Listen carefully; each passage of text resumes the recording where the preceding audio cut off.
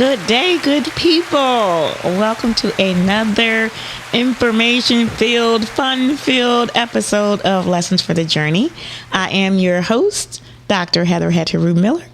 And today I want to share a little bit about the background of this podcast and then get to our topic for today, which is going to be a bit mind-blowing. So I hope you have your notebook, your pen or paper to make sure that you take down some really good notes today.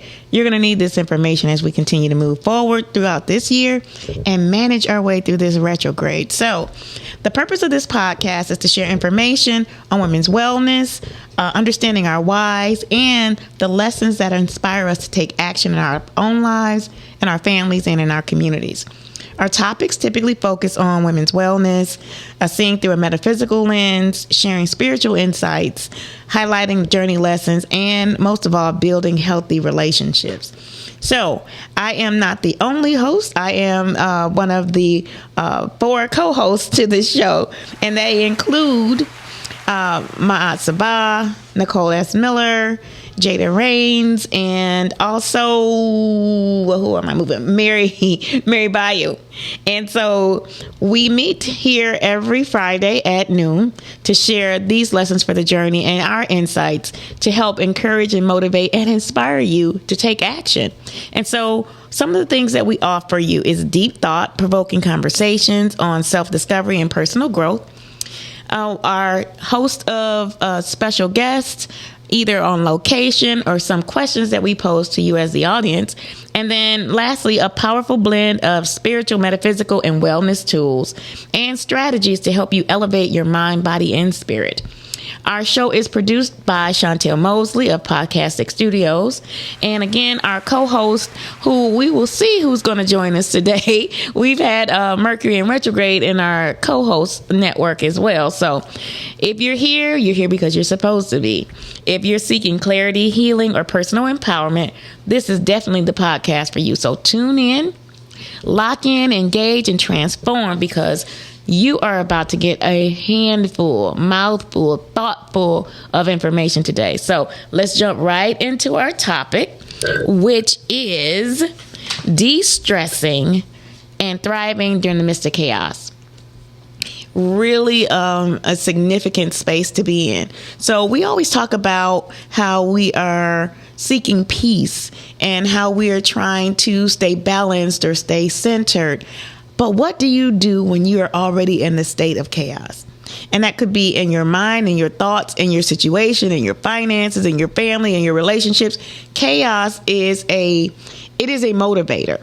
It definitely is a motivator, and it causes us to look at the situation and figure out where is it coming from, why I'm in this situation, how do I get out of it, what is the resolve? And so I want to talk to you a little bit about what that looks like. But first, I want to give you some of our questions that were posed for today. So the first question is, what is your view on the concept of destiny and free will? What is your concept of destiny and free will? So I want you to think about the question for you. How would you answer this particular question?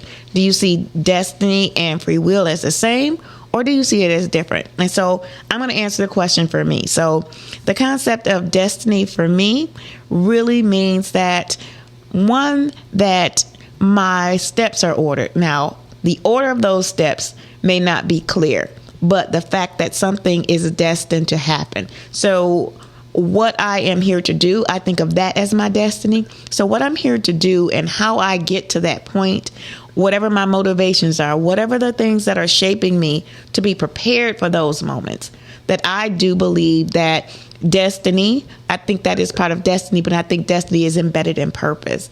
And so the space that you are acquiring as you are taking these steps on your path, I think that is part of your destiny.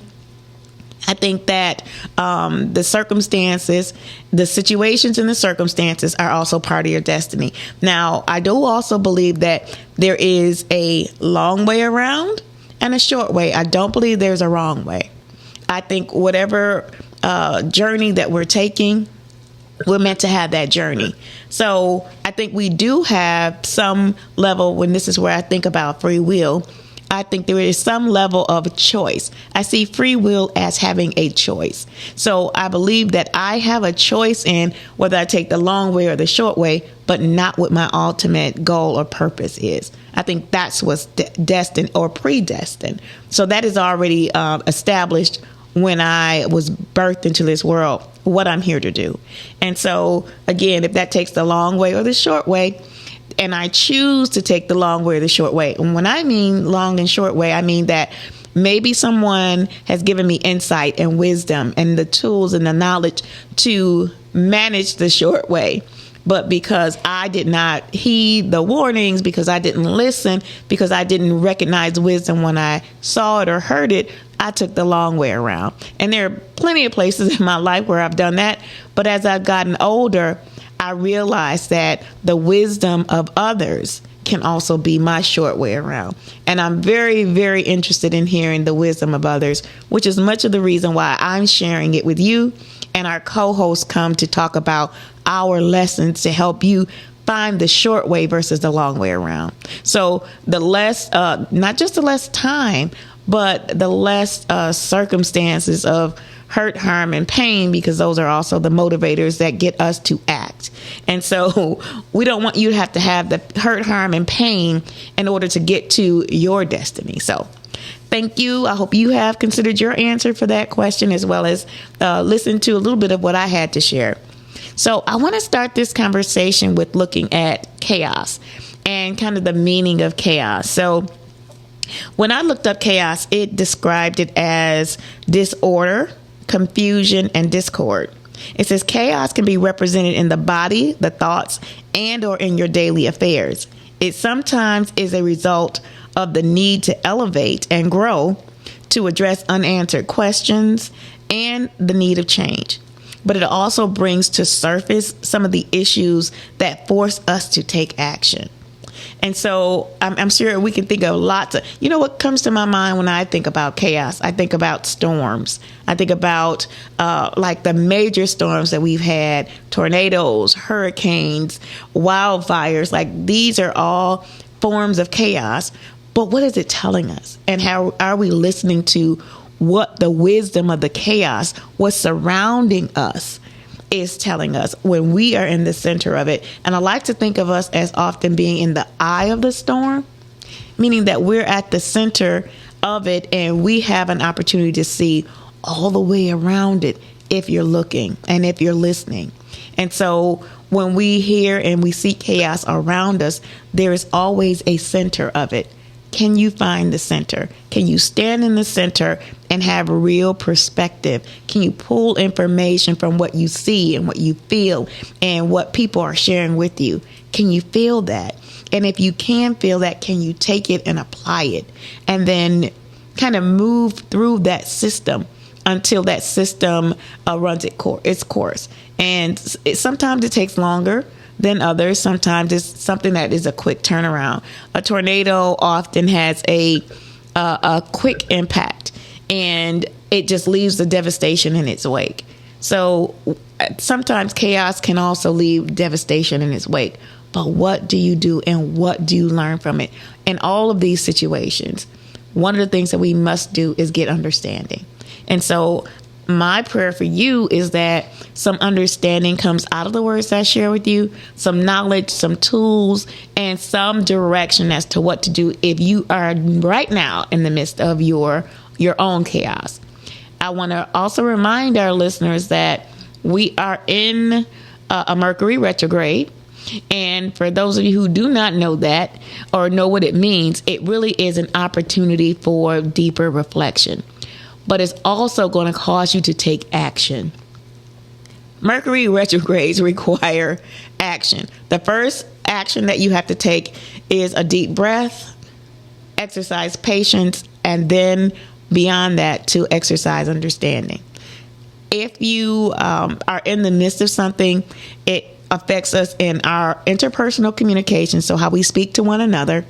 It affects us in our contracts and agreements. So if you are in the middle of a contract or planning a contract or in the middle of an agreement, it could be very simple things that will have you to either redo, review, restore, restart, anything with the prefix RE, meaning to do it again. So you might have to keep reviewing the contract. You might have to keep revising the contract. All of these things typically take place during a Mercury retrograde. In addition to it, we have really strange things that happen with technology. That includes our cell phones, computers, software, digital, anything digital, like unusual kinds of things happen. Like I had my phone, I was in the middle of writing a text and it just started to type gibberish. It was actual words, but it was not words in context. And it was nothing that I was actually saying that my cell phone should have picked up and put in a text message. Like I didn't even have my fingers on the keys.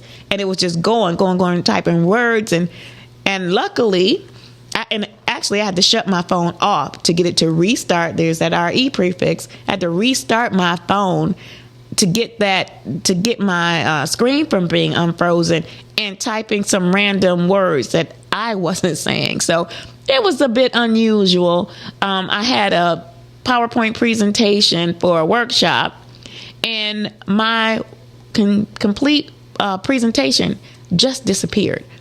It was no longer on my computer.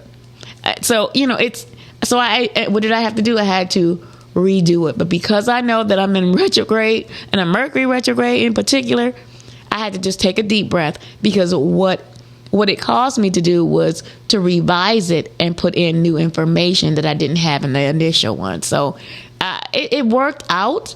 But because of my awareness and my knowledge, I was able to navigate the issues that I'm facing. So it's helpful to know, because otherwise it seems like it's coming out of nowhere and there's nothing that you can do about it. But that's not the case. It is designed to make sure that we are in this point of reflection.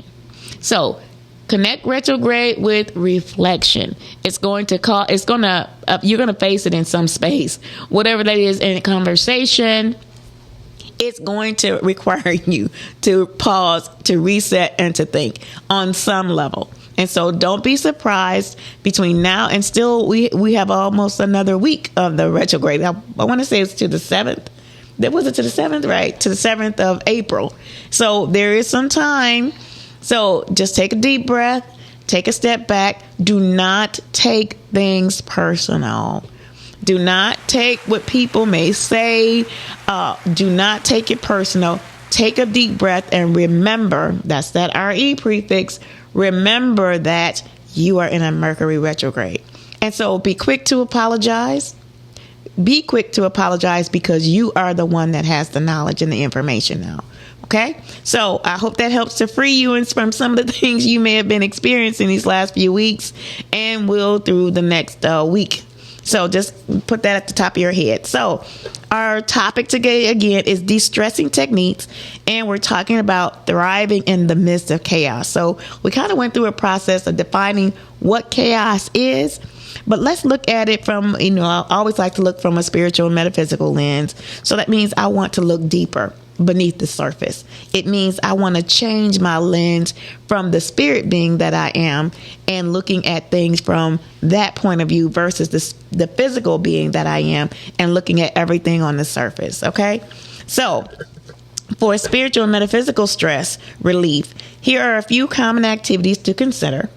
So you could, and these are ones that right? Practice meditation, practice mindfulness, connect to nature, use your tools, read, all those kinds of things, right? These are pretty standard ways that most of us know to relieve stress, right? So I want to take that a step further. I want us to look a little bit deeper. And so as we kind of go through these tools and these opportunities, I want you to continue to dig deeper. How can you actually apply it? So this one is under focusing your thoughts. So some of the ways that we focus our thoughts, right? Mindful meditation. What's mindful meditation? Well, that's actually the next step beyond regular meditation. So it is focusing your energy for a particular time in a particular space. So maybe you need to focus your energy to just breathing. And because you are sending oxygen through all the parts of your body, the parts that are stiff, the parts that are in pain, being intentional and making sure that your thoughts are aligning with the action that you're taking. So this level of mindful meditation is taking the thought, and if it's breath, you take that same breath and you take it to your shoulder. You take that same breath and you take it to your ear. You take that same breath and you take it to your throat. All the areas that you might be feeling discomfort or pain, or that you need to have deeper reflection on, that might be the distraction of you having a opportunity to keep your mind at peace. So instead of just keeping your mind just in the breath, you're actually going to use that breath to move around your body to spaces where you feel the discomfort. Okay, so that's another way of using mindful meditation, using it to guide, heal, whatever that distraction is. You're putting the energy there, and the breath work, more importantly, there. So mindful movement, it's kind of the same thing. We know that to be yoga, tai chi. We know it to be those types of things, right? But also it's a way of releasing, using movement. We were talking about this a little bit earlier. You know, when your bones start cracking, your knuckles pop, your back crack, all of those things, just releasing the gases that's stored in our body. So using movement in much the same way. So you can, and this doesn't have anything to do with moving fast or slow. It depends on what you need at that time. So maybe dancing, I want to call it line dancing, hustle. Maybe all the new hustles.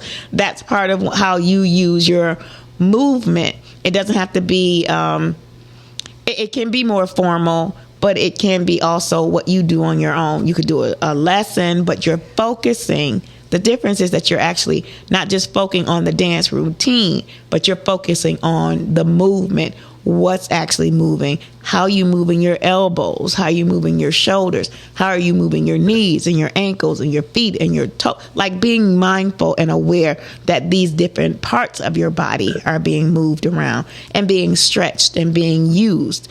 So that's a different way to look at it. Your streams of consciousness and journaling. How about that? So that's taking some of those things that could be stressful for you, that could be looking at, pulling out some of the areas where you may be stressed out, right?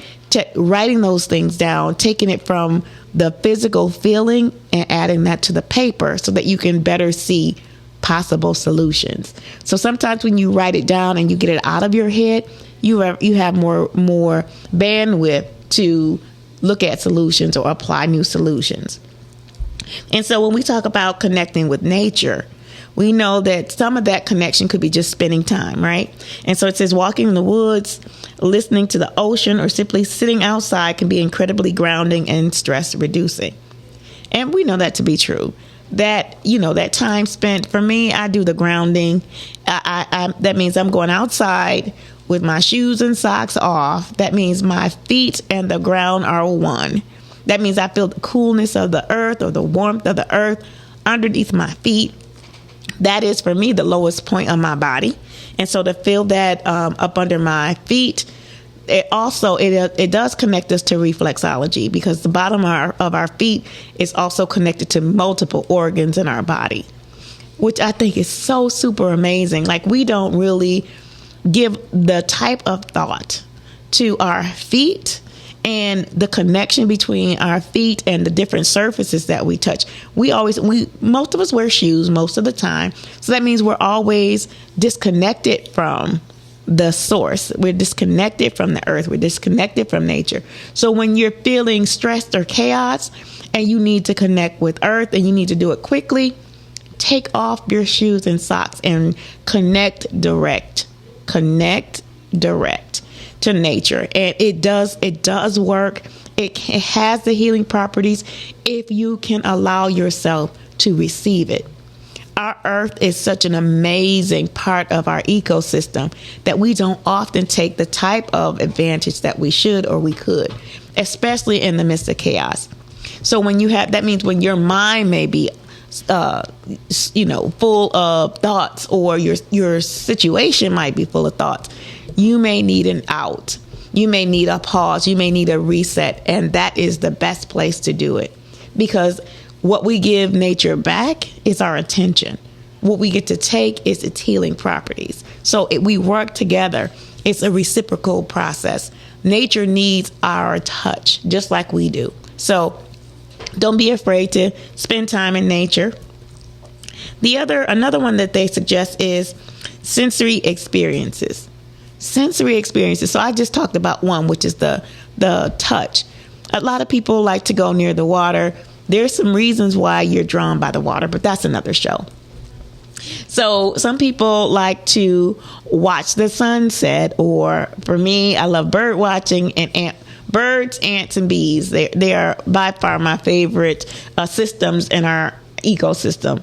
And to watch them not only is calming to me, but I feel connected, and it helps me think about organization. So in my world of chaos, it helps me to de-stress, decompress, and figure out another way just by watching their order, their structure, how organized they are. And so it's one of the tools that I use. And also, taking in deep breaths. So not just the breath, but what are the smells that are around? What are the scents that are giving you the natural aromatherapy? We pay for it, but we also have it naturally. So grass has a particular scent. Leaves have a particular scent. Flowers have a particular scent. All of these are available in nature at no cost to you, right? So these are opportunities. There's texture in nature. There are things that you can touch that you feel the different textures. Touch a tree. If you touch a tree and the bark on the tree, some trees are more smooth, some are more prickly, some are more rough, but those are still sensory experiences. Just listen to the sounds of nature. I love the evening when the sun is starting to go down and the city starts to quiet, but nature's volume starts to increase. Are you listening to what nature is sharing? Do you hear the crickets? Do you hear the wind blowing through the trees? Are you listening? Those are all ways to have a sensory experience in the midst of the things that are stressing you. It gives you a reprieve. It gives you some sense of relief if you use it. If you use your senses, it's really important. It's a really important part of this journey to be able to connect in that way, because we have to be able to find our way out of the chaos, but we also have to be able to make sense of the chaos. And these are just examples of how we can make sense and what things help us to make sense of our chaos. And sometimes we're not responsible for that chaos. Sometimes it's not our chaos. We just happen to be present, or we happen to be supportive of someone that is going through their own level of chaos. And it's drawn to us. And so we are then a part of it. We're drawn into it. So you need to be able to have these tools and strategies to be able to navigate that same chaos. Another is using sacred objects and practices. So mantras are some, and some of the mantras are just affirmations. It could be things that you're repeating. The mantras I think are super important. So my husband uses Psalms as one of his, we call it a mantra, right? Or prayer or affirmation. All of those are kind of along the same lines of using words and or sounds to help us to get to a certain place of peace, of comfort, of reset. They take the thoughts that are happening around us, and we place these things on top of them to help subdue them and remind us of who we are and whose we are. That's a really important tool that we can use. Some people also use frequency and music. You just need that calming music. I like jazz, and so that's one way. That's one path to help me come down. But when I need to raise that frequency, it's Jamaica funk all day. Jamaica funk all day. So music also helps because it promotes the relaxation, but it also can promote healing. There are certain frequencies in music that allow the healing energy of those sounds to take your body to another level, take your mind to another level, and take your spirit to another level. We can use music that way, and there are certain tones. You can always look those up. But one is the solfeggio frequency. That's another one that you can use to help you to balance, stabilize your frequency. through music, through tones, through sounds, and find that place in the midst of your chaos. So sometimes, and you hear a lot of people, well, not a lot of people, you do hear some people, you may be at a traffic light and somebody's music is booming and you hear the bass so much that the whole car is vibrating and it's causing your car to vibrate too. They don't recognize that they're really trying to connect with a frequency to help them drown out the chaos. That could be chaos in thought. That could be chaos around them. It could be chaos they're experiencing. And so if you pay attention, when you see somebody who has that great of a need, that they have to have the music up so high, recognize that there are some other dynamics happening with that person. Typically, you might find cigarettes or marijuana smoke around that person too. That's actually a sign to you that you need to offer some higher frequency for them. So you could offer prayer over those people. Instead of getting angry, we can exchange the anger, because the anger just adds to the chaos. Exchange that anger for prayer. Exchange that anger for prayer, because you can change things with prayer, because those are your words. They're your thoughts. Let me start there. They're your thoughts, they're your words, and they're your actions. There is power in that. So let us take that opportunity to cover those who need it and who are crying out. It doesn't, just because you don't see tears doesn't mean that somebody's not crying out for help. That's a clear sign, because especially if you see children in the car with them or other people in the car with them, they may or may not have a choice to be there. So it's best for us to not judge and feed the chaotic energy, but what we want to do is feed them the positive energy. Hold and cover them. Imagine if all of us did that. If everybody was on the same street with a particular vehicle that had the volume bouncing and it had everybody else vibrating, we can change that dynamic. We can cover that person and make sure that the thing that they are really searching for, which could possibly be us collectively, praying over and saying positive and speaking positive things over them. Imagine the change that we can affect in their lives. We're all connected. And the journey of understanding that really is a journey of wisdom. It is the journey of love. It is the journey of knowledge. It is purpose driven. Our purpose is to get to that one accord. How do we do that? By actions. So other tools that we can use in terms of sacred objects and practices would be crystals. So if you don't have crystals, let me say this right away. If you are using any kind of Bluetooth technology, green screens, any technology, even this digital technology, you're watching movies, you're on your cell phone, I need for you to do one thing.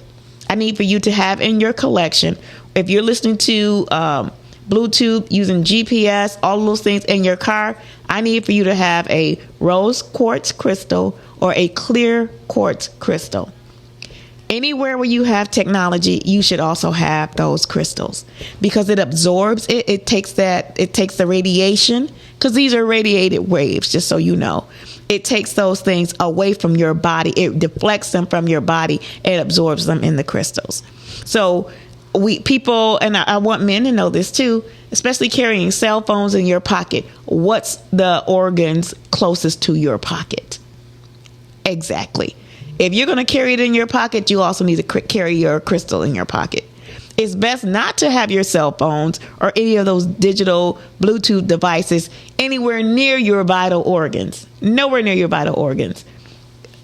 And that is also lithium batteries. All of those things are not friendly to the human body. And because of that, we have lots of chaos in our health. We have lots of chaos in our bodies. We can also reverse that, right? The RE prefix, this is a retrograde. We can reverse that too, right? So make sure you have in your possession, if you're carrying cell phones, if you're using the earpiece, if you're using any kind of Bluetooth technology, also have alongside of it, and in spaces in your home, have your rose quartz crystal or your clear quartz crystal. We need those to help offset all of the radiation and the waves that we're experiencing every day. So sometimes those things cause our chaos. It could cause communication issues. If you're on the cell phone and your partner, your mate, are saying, well, you're always on your cell phone or you're always on social media. You have to be using a medium. So you have to be using your computer, your laptop, your tablet, your phone to acquire those mediums. So that means that you also need to have those tools, and you will find that the more you utilize those tools, and some of the phones have an indicator that, if it's too close to your body, it'll tell you it's too close to your face or your body, and to move the phone a certain distance away if you have it set that way. Some phones are already connected that way, and some technology is already connected that way. Make sure you add this to your collection. If you pick up your phone, you pick up your crystal. And make sure that you're not putting your phone when you're sleeping. Do not put your phone on the bed next to you while you're sleeping. It is interfering with your brain waves while you're sleeping. And so that is not where you want it to be. You do not want it anywhere near your head, your chest, or your vital organs, your reproductive organs especially. All right. So that's a crystal. But again, we're talking about chaos. So I'm sharing with you that we can cause our own chaos. These situations with the technology can also create chaos. Just like Mercury retrograde is bringing our attention to the technology that we're using, cell phones, computers, all the things that we're using that's digital and technical. This is an opportunity for you to add to your tools and decrease the chaos caused by these tools. The last one in this using sacred objects and practices is aromatherapy. So aromatherapy could be incense, which is my favorite. It could also be oils, how people use diffusers, candles. You could talk about a plug-in, whatever it takes for you that you know that you want to use that aromatherapy. We wear cologne and perfumes and oils every day. That is aromatherapy. It's some other things connected to that. But in the midst of chaos, these are things that we have to help us to navigate that chaos. And sometimes it comes naturally. That might be the way that you start your day is by, adding your aromatherapy, whether that's cologne, perfume, oils, powders, all the different things that we have, lotions, shea butter, all the different things that we use for our bodies, but also are part of this aromatherapy. So just make sure that you have those tools, that you use them and you activate them. Intention is everything. Let me say that again. Intention is everything when you're using these tools. You can have them present and they're not active because you didn't activate them. You didn't use your power of intention to say, I'm using this incense for this purpose. I'm using this perfume for this purpose. Your intention behind what you do gives it the power. And so it also takes away the power of the chaos. So use it in a constructive way. Use it in a way that is a tool for you to reduce the level of chaos. Other ways that we reduce chaos is seeking guidance and support. Seeking guidance and support, meaning you do not have to do this alone. You don't have to do this alone. So what I'm going to ask for is just a quick minute because I want to talk to you about not doing things alone. One, this weekend, this Saturday, there is an amazing book giveaway specifically for Black boys of color up to age 12. We have an opportunity for you and your family to come by and get books that look like your boys. These are free books. It's a part of a national partnership. And here's some information if you can see it. It's called the Book Day, but we have more than 200 books to give away.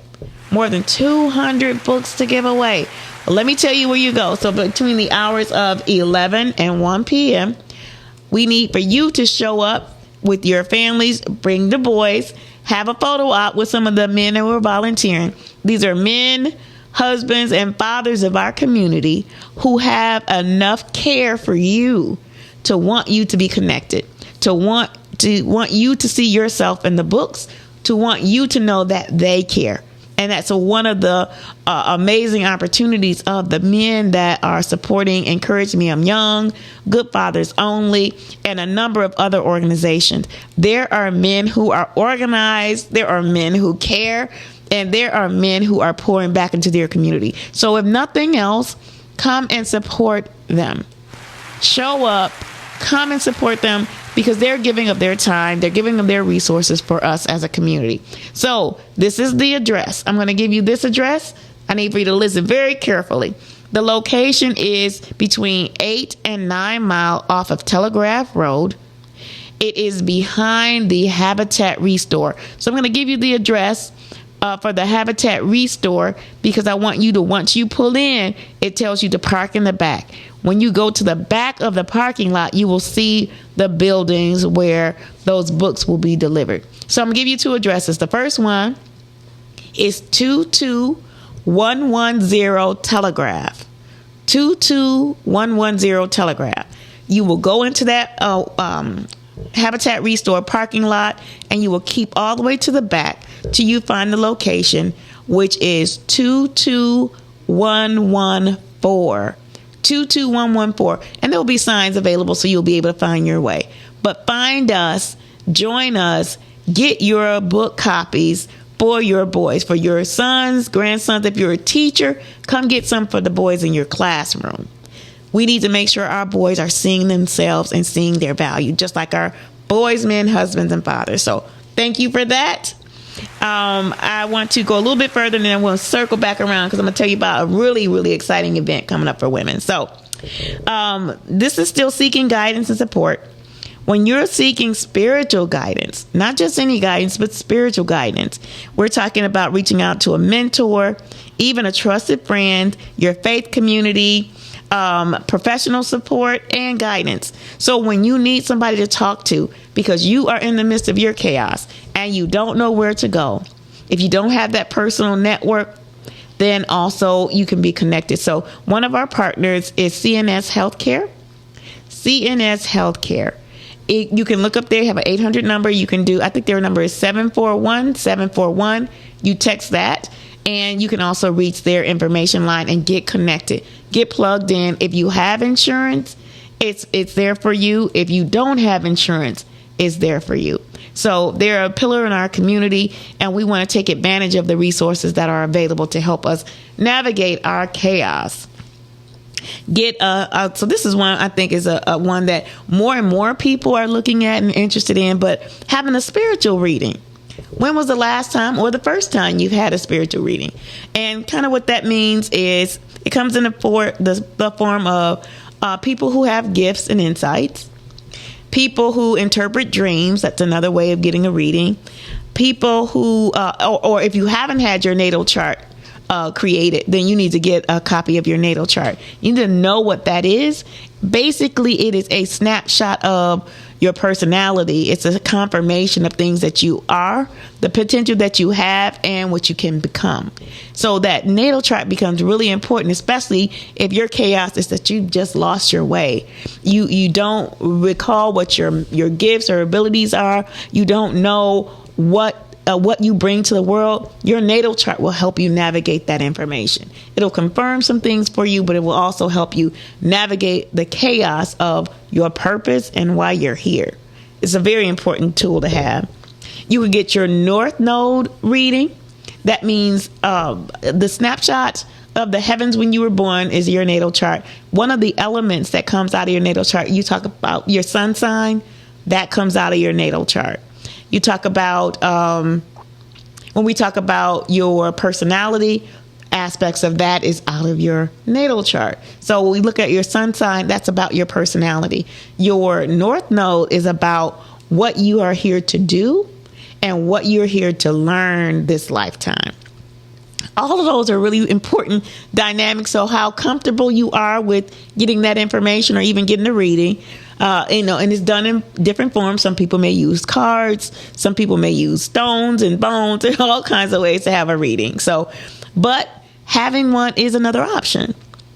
Other opportunities that you have for guidance and support, reading your own spiritual text. So maybe it's the Bible, maybe it's the Quran, maybe it's other religious text. Maybe it's finding that space or that book that inspires you. Maybe it's your book. Maybe it's your journal that you wrote and 5 years ago, 15 years ago, that has a lot more value now that you're in a different space. And you can go back and look at and find that chaos with wisdom. Okay? Some other things, of course, the obvious things that we typically use. We use prayer. We use journaling. Some people use yoga, again, breath work, visualization. I think visualization is really a good one because of having a vision. We need to have vision, and many of us have vision already. And I'm not just talking about the insight of vision. I'm talking about having an idea of where you want to go, what you want to do, and being able to maintain that, remember, in the midst of chaos. So when things look like they're out of order or in disarray or not going the way that you hoped, that can be a part of our chaos. But having a vision that you can hold, a vision board is good. If you have pictures or images of what you want and what you want to be, that's really good. Making sure that you have something that you can focus on and reconnect to in the midst of when you're going through. That's a really important, that's a way to reset, whether it's, relationship issue. Do you have an idea what relationships how you want to see your own relationships? Do you have an idea of what you want home to look like and feel like? Your career pathway, your retirement, your vacations. Have something that you can focus on in the midst of what you might be going through to get you to reset and remember why you are doing it. That's that prefix again, RE for retrograde. So visualization is another important part. See yourself as being healthy. See yourself as being ready and available and, the best that you can possibly be. It starts with you, but you don't have to do anything. I would suggest that you look at how you look at your world and the type of world that you want to see. And that is, we don't want to see it in the chaos. We want to see it in the peace. We want to see it in the realm of understanding, in the realm of the things that we want. So another important strategy is balancing your chakras. And so chakra, that language might be new to some people. You may be a little bit familiar. You may be a total expert. I just want you to know that the opportunity to understand it is easy to find. You can do a search for chakras. It's spelled CHAKRA, chakras. So find the one that is connected to the chaos you may be experiencing. If you're getting into arguments with people, that's your throat chakra. That's your communication. If you are in self-doubt, that's your third eye, right? If you are, you feel disconnected from source or from God or from your spiritual walk, that is your crown chakra. From our heart up is our higher self. From our heart down is our lower self. So if you're struggling with heart issues, forgiveness, that is your heart chakra. If you're struggling with power and control or feeling dominated or not feeling enough, that is your solar plexus. That's your power center. If you're struggling with sexual relationships and addictions, if you're struggling with issues that are related to sex and your sexuality, that's your sacral chakra.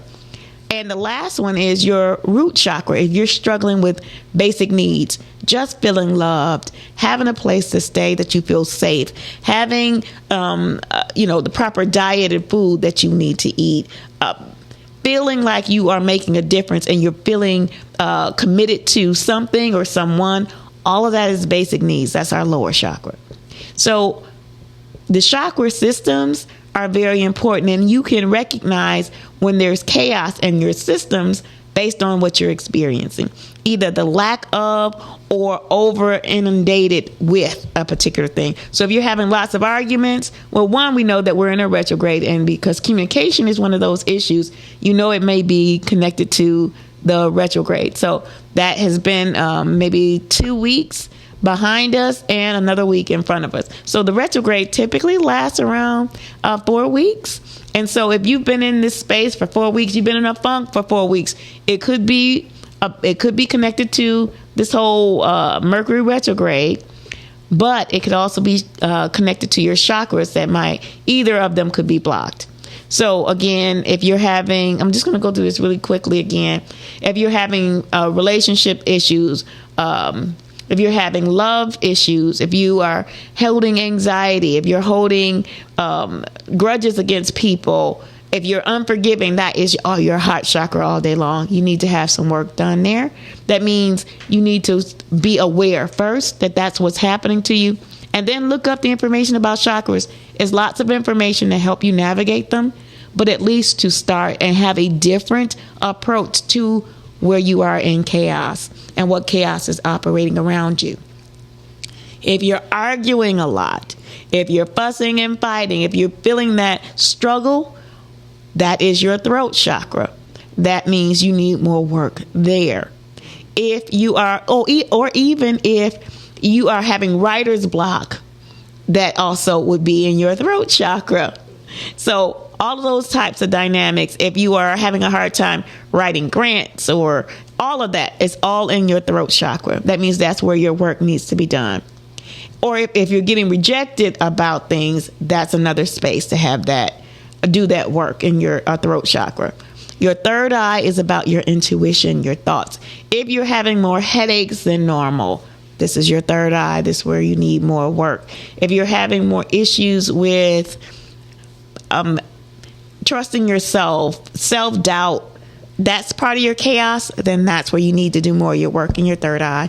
And then, of course, again, if you're having struggles with your purpose, feeling relevant or value, feeling connected, that is your crown chakra. So those are your higher self. Those are things that we find ourselves in, places and spaces that we can find ourselves in chaos, and our higher self. And our lower self, again, struggles with power and control issues and feeling dominated, and also feeling like you don't have the control over your situation, and that type of chaos, like you don't have control over what's happening to you and through you and around you. That is your solar plexus, your power center. That means there's some struggle and the work needed there. And then beneath that is your sacral chakra, sexual issues, sexual dysfunctions, all kind of medical issues, that's digestive issues, that's all kinds of issues that are around your sacral chakra. But it also is a level of creativity. If you're not creating, you're an artist. If you're not creating and you're a builder, if you're not creating and you're a seamstress, if you're not creating and you are a chef, that is where you have issues. If your recipes are not coming out right and you're in that level of chaos, that's where you need to do your work in your sacral chakra. And lastly, if you're struggling with basic needs, things that are very basic, a place to stay, food to eat, if your struggle is around that, if your chaos is around that and it's repetitive, your finances is in your root chakra. All of those areas means that that's where we need to do more work. These are tools to navigate. The chakra balance is tool to navigate what's happening in the chaos in our world. It's another lens, another system that you can look at to help you find the remedy. And then lastly is energy healing. Energy healing. So some of that, if you know about energy healing, you may know about Reiki, you having that practice and someone that's a Reiki master to help you move that energy around and in and out and through your body. But there are also ways that you can do that for yourself. So energy healing also, again, begins with awareness. Part of people who need energy healing and who are a part of energy healing are empaths. There's so many empaths walking around and don't know that they're empathic, and they have a lot of chaos because they're picking up energy. They're helping people share that energy, but they don't know that they're keeping it and carrying it, and it becomes more chaotic in their world. That's a really huge issue for a lot of people. It's not even your stuff. It's not even your chaos, and you can't tell the difference because it's not intentional. We have to be very intentional and very mindful about what energy and how we're exchanging energy. That sexual energy, also a sexual energy exchange with a toxic person, can also keep and maintain chaos in your world. Not detoxing from those sexual encounters keeps chaos in your world on all levels. And because that is your portal and that might be your struggle as well, keeping chaos around you, these are ways, again, it's another system that you can use. That healing energy is another system that you can use to help you navigate in the midst of the chaos until you recognize where the chaos is, what it is, and that you have the power to get rid of your chaos. And it's really an amazing tool that you have. This body that we have is super, super amazing. It's super, super resilient. But if we're not listening, and we keep putting it under pressure, we keep putting the chaos in the space where love needs to be. We put chaos in the space where order needs to be. We put chaos in the space where structure needs to be. We put chaos in the space, or we hold chaos where forgiveness is supposed to be occupied. You perpetuate it. You perpetuate it with your intention. When you repeat things over and over again, I'm sick and tired, well, then you're going to be sick and tired. If you repeat these, it becomes your mantra. Chaos can become a mantra. While we're complaining about it, it becomes your mantra. You say it over and over and over again until you believe it. And it becomes so embedded in your world that it's very hard to uproot. It's not impossible, but you have to take the step, because you have to have the thought first. You have to speak life into your world, into the void of the chaos, and then you have to take action.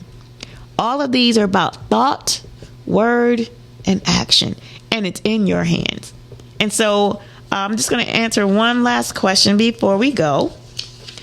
And I know that was a lot, so I hope you guys took some notes, because this is a really helpful space to be in, especially again with the retrograde, especially with the season that we're in and the climate that we're in. Politically, it's chaos, but you cannot be drawn in by the chaos. You have to really put your tools into practice. And it starts with your intention, awareness, and the thought. You have control over the chaos. You can stay in the midst of it, and you can dispel the chaos. But you have to go through the process. So one of the last questions that I'm going to leave with is, what is the significance of dreams and visions in your spiritual beliefs? What is the significance of dreams and vision in your spiritual belief? I believe that both dreams and vision give us some broad direction in terms of where we need to do our self-work. We need to do self-work. We have lots of work to do. We have things to undo in terms of our thoughts, our words, and our actions. There is lots of places to do that. And I believe that the vision helps us to focus in on what we need to do. Or where the trauma first in our conversation now, where the chaos exists, and how to navigate our way out of or through the chaos, because you're not meant to stay in the chaos.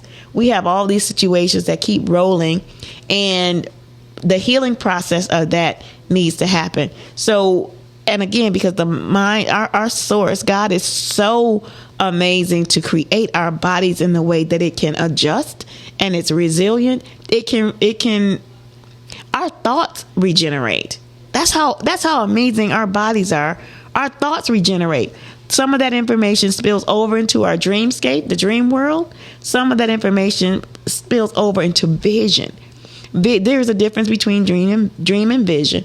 The dream realm is a space that you occupy.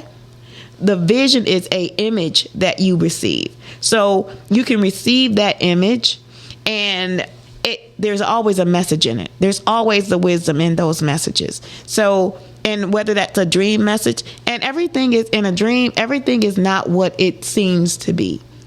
Because you might see a car, it could be that there's a new car in your future. It could be that your car is going to need fixing in the future. It also could be pointing to your body as a vehicle, your body as a vessel.